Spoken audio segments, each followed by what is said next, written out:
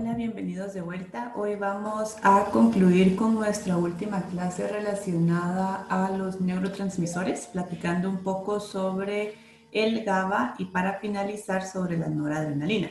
Entonces, estos dos, pues no los dejamos de último porque sean menos importantes, son también neurotransmisores sumamente importantes que se complementan y trabajan en conjunto pues a los otros que ya hemos visto hasta el momento, para garantizar que pues, nuestro sistema nervioso pueda llevar a cabo la infinidad de procesos que normalmente está llevando a cabo. Entonces vamos a empezar hablando del GABA y pues el GABA viene a ser un tema un poquito complementario a lo que ya habíamos hablado la otra semana porque funciona como una especie de yin y yang con el glutamato, en donde son muy similares, participan en muchos procesos en común, pero de cierta forma son antagónicos, son opuestos. Entonces vamos a ver que el GABA, también conocido como el ácido gamma-aminobutírico, es el principal neurotransmisor inhibitorio del sistema nervioso. O sea, lo que va a hacer, al contrario de lo que hace el glutamato, es inhibir o reducir la actividad de nuestras neuronas. Al igual que el glutamato, participa en el metabolismo de glucosa y aminoácidos y juega un papel importante en comportamiento, cognición y respuesta ante el estrés. Es muy importante en la participación que tiene en cuanto a la regulación del miedo y la ansiedad. Entonces, ya se los había mencionado en la clase pasada, ahora pues lo volvemos a recapitular. ¿De dónde viene el GABA? El GABA se deriva del glutamato, ¿ok? Se sintetiza a partir del glutamato, ¿ok? Entonces, para que yo pueda tener GABA, yo necesito tener glutamato. Y pues por lo mismo reitero, estos dos tienen muchas similitudes entre ellos en cuanto a los procesos en los que están involucrados, pero de alguna forma su acción es opuesta, porque el glutamato es excitatorio y el GABA es inhibitorio. Entonces, en cuanto a su síntesis, como les dije, pues ya recordarán, en la clase pasada hablamos un poquito de dónde deriva el glutamato, que viene de un aminoácido que se llama ácido glutámico. Y pues ya teniendo el glutamato es una molécula muy versátil que se puede convertir en muchas otras moléculas. Y una de ellas es GABA. Entonces, vamos a ver que ya una vez tenemos formado nuestro glutamato, a través de un proceso de descarboxilación enzimática, por medio de una enzima que se llama glutamato descarboxilasa, lo que le vamos a hacer a esta molécula de glutamato es esencialmente quitarle un grupo carbono, ¿ok? Descarboxilar es quitar un grupo carbono. Entonces ya nos queda la molécula que conocemos como GABA. El GABA, por lo mismo, como es derivado del glutamato, esta reacción se da ampliamente en todo nuestro sistema nervioso central, ¿ok? A diferencia de serotonina, a diferencia de dopamina, esto no se da en regiones específicas, ¿verdad? Hemos hablado de núcleos del RAFE, del tegmento ventral, de la sustancia nigra. Este es un fenómeno que ocurre difusamente, muy ampliamente en todo nuestro cerebro, porque estos son neurotransmisores que por su importante función están distribuidos muy ampliamente en todo nuestro sistema nervioso central. Ahora, ¿qué sucede? Una vez el GABA ya cumplió su función, se va a degradar. Y esto principalmente va a ser a través de una enzima, o sea, el GABA puede regresar a espacio intracelular y adentro ya puede ser degradado por una enzima llamada GABA-T, GABA transaminasa, que esencialmente lo que viene a hacer es quitarle este grupo amino al GABA y pues ya se va a ir convirtiendo en otra serie de moléculas que se pueden reciclar, eventualmente regresar hasta el glutamato, volverse a sintetizar el GABA, ¿verdad? En un proceso que nos permite pues estar manteniendo un poco activo en ese sentido. Ahora en cuanto a los receptores, y esta parte es muy importante que platiquemos en cuanto a GABA porque esto va a ser tal vez lo más relevante. GABA, una vez sale, ¿verdad? Recordemos, aquí tenemos esto es igual que todos los demás neurotransmisores, solo ojo, no lo dije, pero es lo mismo. Se sintetiza GABA acá adentro y se almacena en vesículas presinápticas que cuando llega un potencial de acción se desplazan y liberan el GABA al espacio sináptico, donde puede venir a interactuar con sus diferentes receptores en la neurona postsináptica, ¿ok? Entonces ya puede venir GABA y se une a ellos. Entonces, ¿cuáles son esos receptores posinápticos? Vamos a ver que hay tres que son los más relevantes, GABA A, GABA B y GABA C. tan fáciles, ¿no? Porque es como el nombre del neurotransmisor y solo le pusimos una letra y accesoria. Entonces, vamos a ver que el más importante de todos realmente va a ser GABA-A. Este es el que más se ha estudiado hasta la fecha, es el que más pues, significado puede llegar a tener para nosotros. Y para los que van a seguir en el ámbito de psicología clínica, pues lo van a ver mucho más adelante, porque es un receptor que es muy importante en psicofarmacología por la unión que tienen ciertos fármacos a él, ¿ok? Ciertos fármacos que se llaman benzodiazepinas, que se usan muy comúnmente hoy en día. Y también es el punto de unión a donde se une el alcohol, ¿ok? Cuando el alcohol se une específicamente a GABA-A, esto media sus efectos sedativos, ¿verdad? Por eso es que si nos tomamos muchas cervezas, o incluso en el caso de algunos 1 o 2 cervezas, pues esto nos induce a un fenómeno sedativo, ¿verdad? Donde empieza a dar sueñito y pues si nos excedemos podemos llegar a un punto de quedarnos tirados en algún bar. Entonces vamos a ver que estos receptores están presentes en el 40% de todas las células del sistema nervioso central.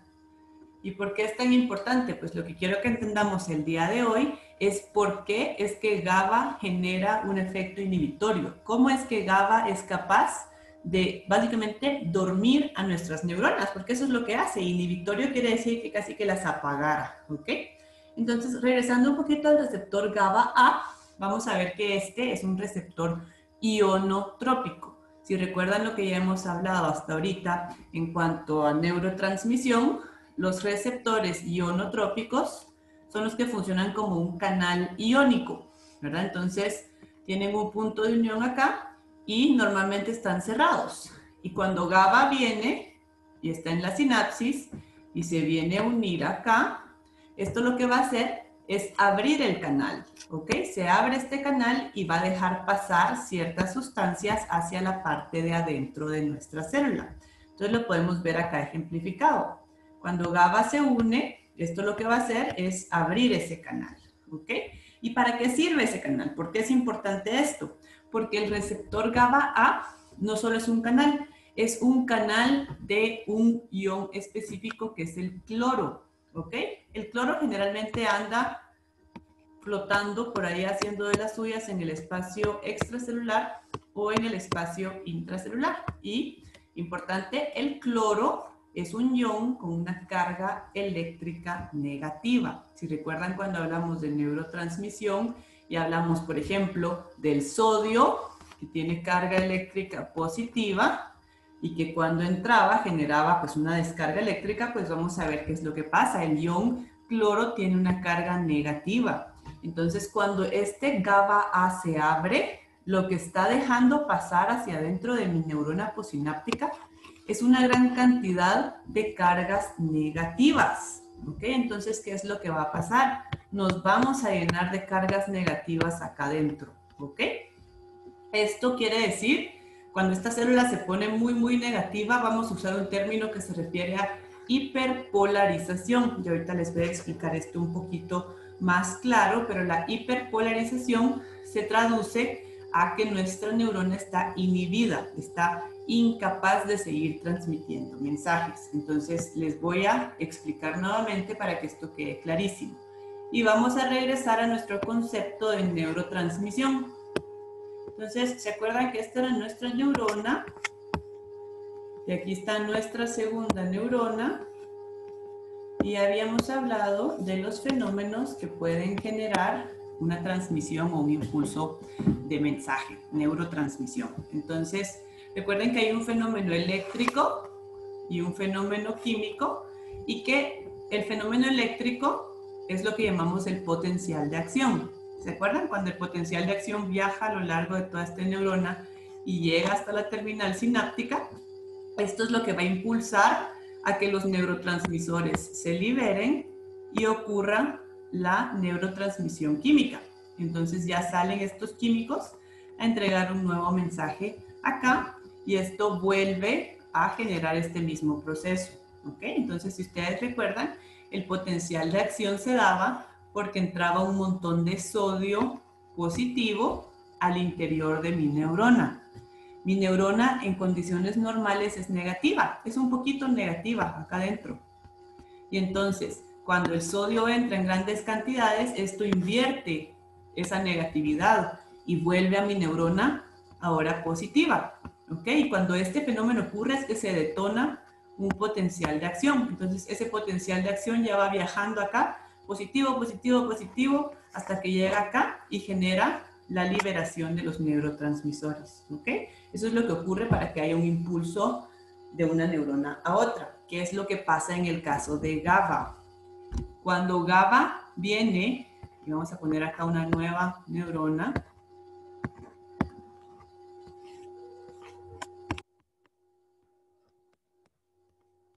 cuando GABA viene y se une a sus receptores, lo que va a hacer no es facilitar una entrada excesiva de sodio, sino todo lo contrario. Lo que va a entrar ahora es cloro, ¿ok? Estamos metiendo mucho cloro al interior de esta neurona. Y como les dije, el cloro tiene una carga eléctrica negativa.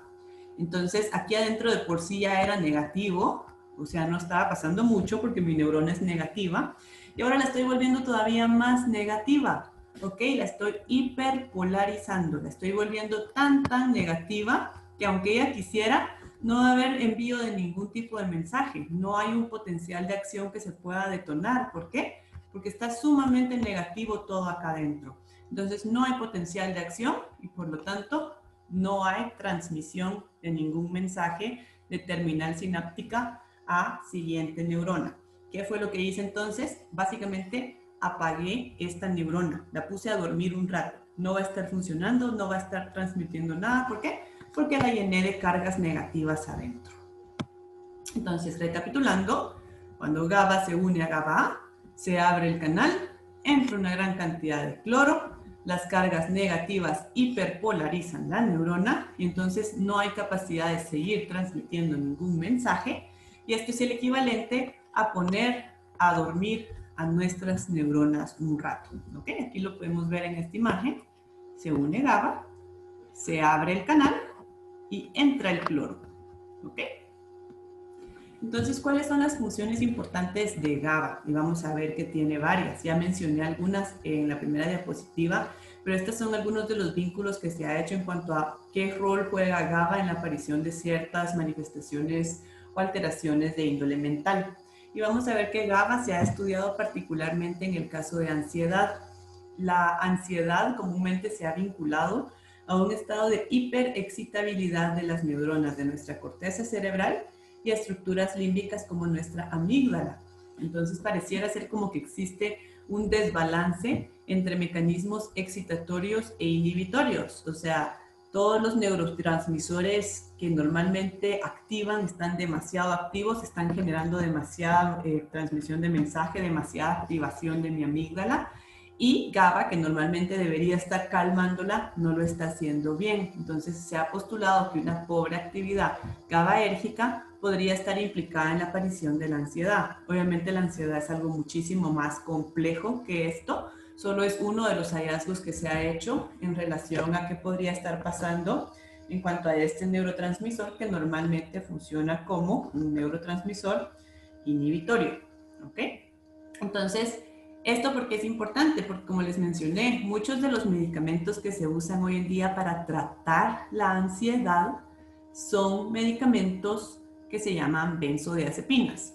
Ya los hemos hablado antes en el curso, ribotril, tafil, que se llaman clonazepam, alprazolam, equilib, todos estos son como misma cosa. Entonces, estos lo que van a hacer es venir a potenciar la acción de GABA, facilitan su acción, hacen que GABA haga su trabajo de una forma más eficiente, entonces dejan que entre mucho más cloro y calman nuestro sistema nervioso, en algunos casos mucho, porque también si toman una de estas pastillas les va a calmar la ansiedad, pero lo más probable es que también les va a generar mucho sueño. Vemos que también hay una relación entre GABA y miedo. El estrés crónico parece reducir la actividad GABA en la corteza prefrontal y la sobreestimulación GABAérgica parece de alguna forma reducir el aprendizaje condicionado de miedo. O sea, si yo tengo demasiada liberación de GABA en algún momento dado, por más que yo esté expuesta a una situación que generalmente daría miedo, yo no voy a aprender, yo no voy a desarrollar esa conducta condicionada de miedo porque no se crea un vínculo entre experiencia y la emoción intensa, porque mi cerebro prácticamente, digamos, por ejemplo, pongamos un ejemplo, yo estoy tomando una benzodiazepina todos los días por bastante tiempo, y entonces esto no permite que mi emoción vaya a escalar tanto, porque como les dije, mis neuronas van a estar un poquito apagadas. Entonces, por más que pase algo que generalmente debería enseñarme a tener mucho miedo, lo más probable es que mis mecanismos para aprender ese miedo no van a estar del todo sólidos, ¿verdad? O sea, no se va a crear ese vínculo. Me puede estar pasando algo espantoso, pero mi emoción no escala tanto, entonces no se vincula y no se crea ese aprendizaje o esa memoria tan fuerte relacionada a algo que nos debería dar miedo.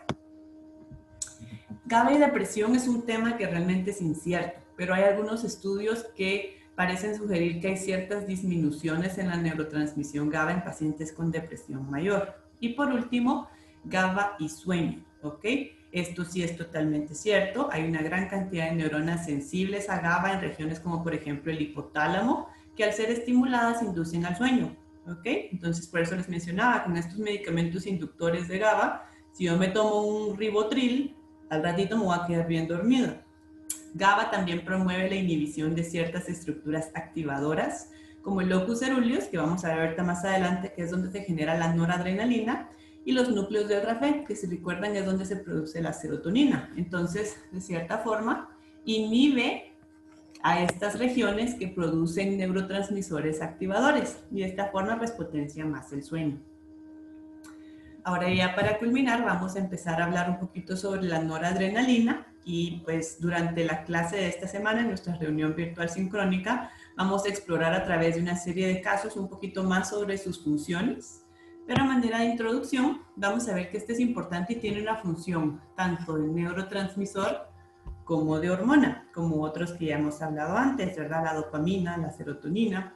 Vamos a ver que como neurotransmisor la noradrenalina se sintetiza en una región específica que queda en nuestro tronco encefálico, que es la que vemos acá, que se llama locus coeruleus, ¿ok?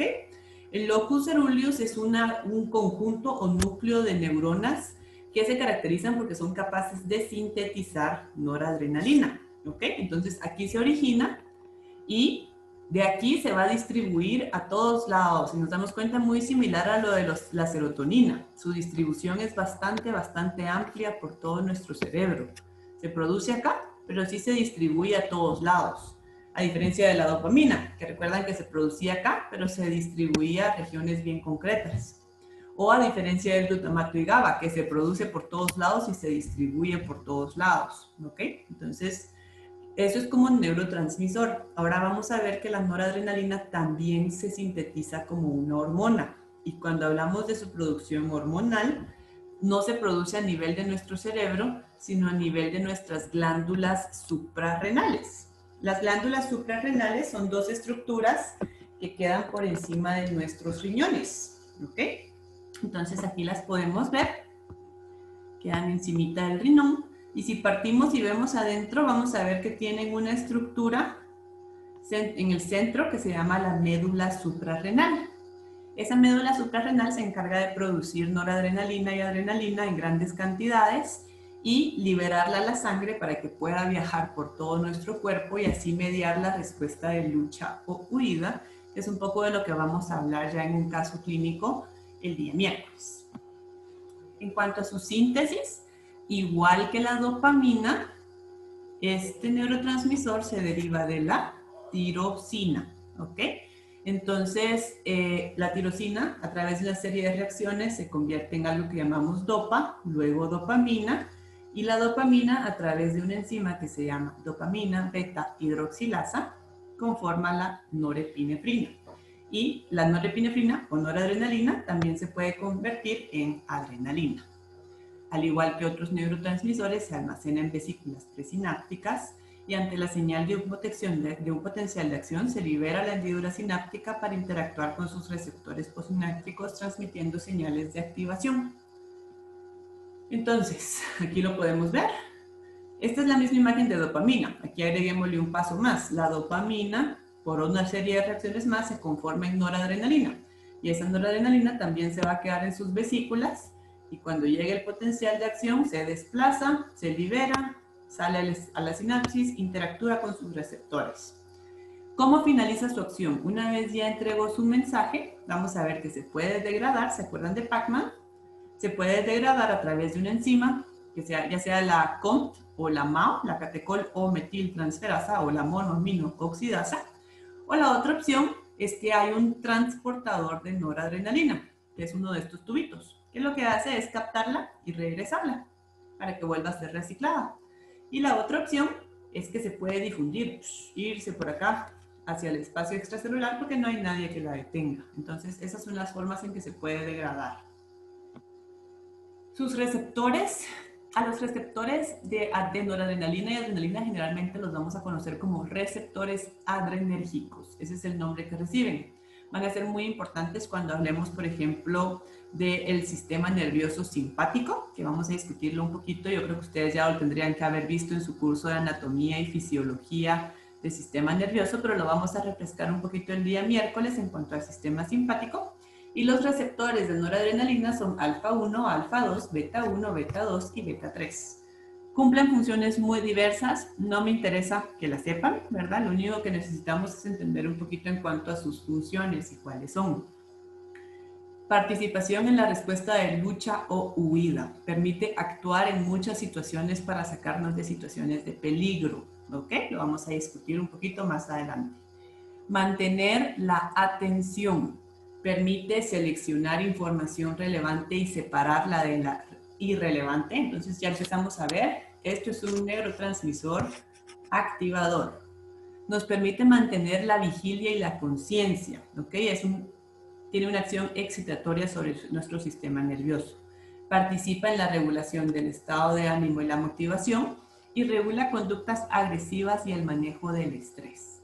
Entonces el día miércoles vamos a discutir un pequeño caso que nos va a permitir entender un poquito más del rol que juega la noradrenalina en equilibrio con otro neurotransmisor que ya vimos, que es la acetilcolina. ¿Okay? Entonces vamos a trabajar un pequeño caso. Sería bueno que refresquen un poquito las acciones de acetilcolina y de noradrenalina para que quede muy, muy claro cuando entremos a hablar ya de cómo funciona nuestro sistema nervioso autónomo con la ayuda de estos dos neurotransmisores. ¿Okay? Entonces, cualquier duda, anótenla y platicaremos el día miércoles.